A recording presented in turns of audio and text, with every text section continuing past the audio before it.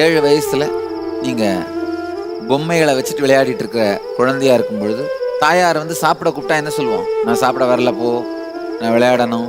தாயார் ஃபோர்ஸ் பண்ணி அந்த பொம்மையை எடுக்கிறாங்க.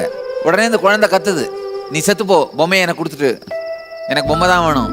வளர்ந்தப்புறம் உங்களுக்கு தெரியும் பொம்மையை விட தாயார் தான் வாழ்க்கைக்கு முக்கியம்னு. ஆனா அப்போ இருந்த மனநிலையில் எப்படி இருந்தது? தாயாரை விட பொம்மை முக்கியம்னு இருந்தது.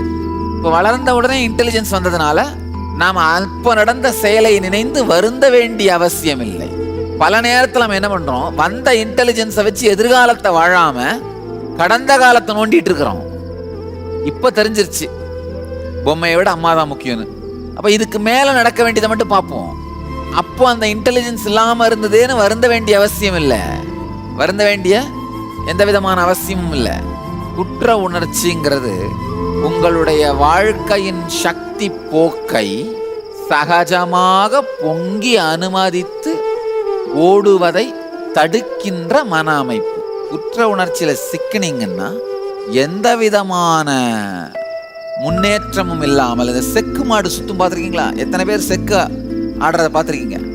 அந்த மாடு பார்த்தீங்கன்னா அதையே சுற்றி சுற்றி வரும்.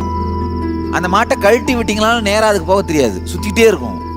செக்கை கழட்டி விட்டு 2 நாள் ஆச்சப்பா அப்படின்னு சொன்னா கூட அது தெரியாது. நம்ம மனசு மாதிரி தான். ஒரே விஷயத்தை கவலைப்பட்டு இருந்தீங்கன்னா அந்த விஷயம் முடிஞ்சு போயிட்டா கூட அது ஞாபகம் இல்லாமல் கவலைப்பட்டு இருப்பீங்க.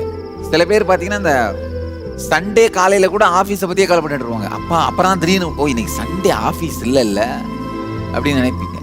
மனப்பழக்கம், இந்த குற்ற உணர்வு நீங்கள் உங்கள் வாழ்க்கையை இனிமையாக ஒரு ஃப்ளோயிங்காக நடத்துறதுக்கு அனுமதிக்காமல் பெருந்துக்கத்தில் ஆழ்த்தி வைக்கும்.